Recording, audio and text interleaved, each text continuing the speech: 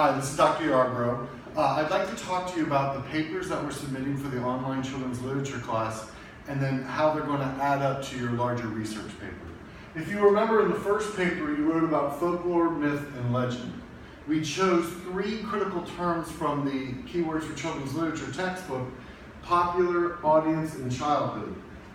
Those critical terms, you used examples from a piece of folklore, a myth, or a legend, and a critical quote from popular to demonstrate how that work was popular or complicated that definition of popular.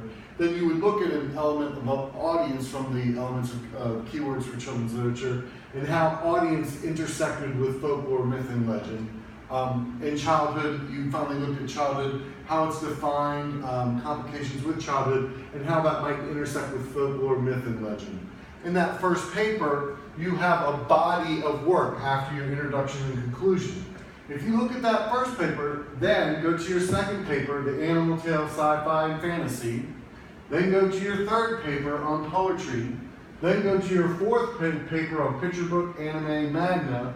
Then go to your fifth paper on YA novel. What will happen is they will add up to your research paper.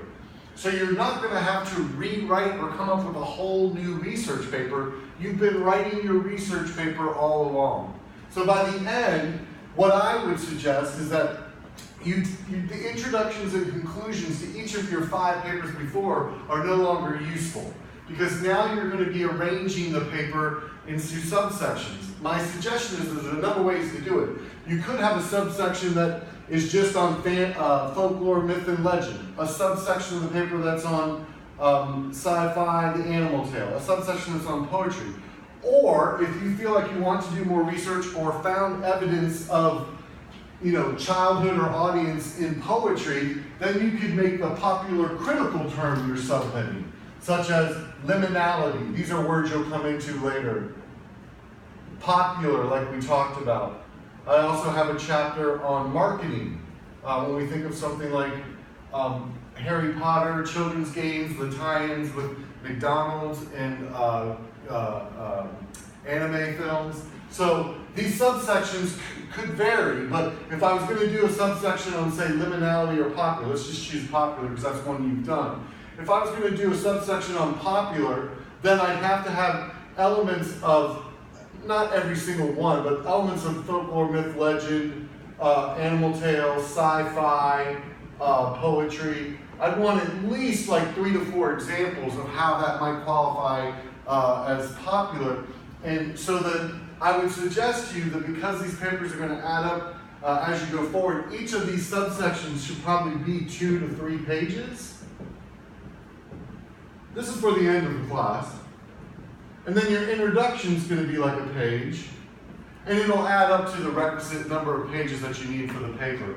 The reason that you won't be able to carry over your introduction and conclusion is you're going to be answering a question in this introduction with a thesis. And that thesis should have changed because now we're pulling everything together.